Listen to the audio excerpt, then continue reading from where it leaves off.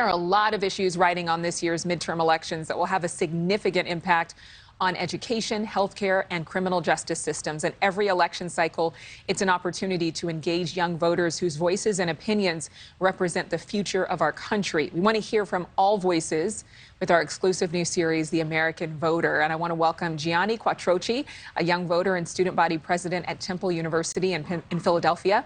Adam Kincaid, president and executive director of the National Republican Redistricting Trust in North Virginia.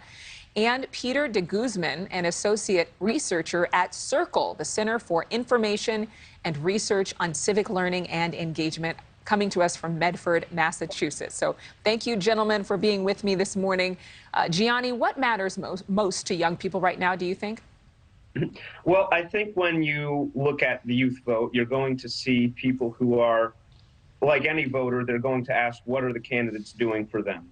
And in the case of college students that I represent, I think a lot of them are looking at what the candidates are proposing to do about the student debt crisis, what they're proposing to do about affordability and the current state of the economy, public safety, and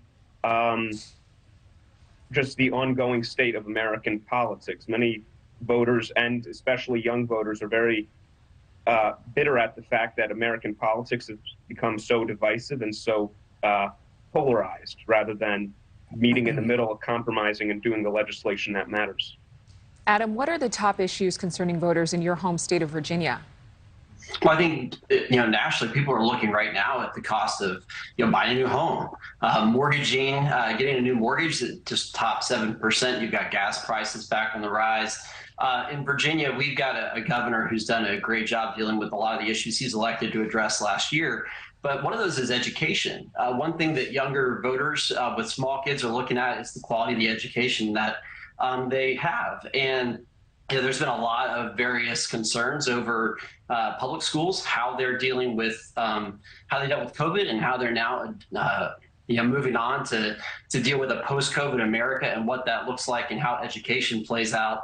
And then you've got inflation. Inflation is causing pain at the pump. It's causing pain at the grocery store. And it's causing a lot of people to reassess how they spend money and what the government should or should not be doing. Peter, you conduct research on voter registration at CIRCLE. What do you believe is driving younger voters to the poll this election cycle? So I think a lot of the issues that have already been stated, such as the economy, we're also seeing climate change.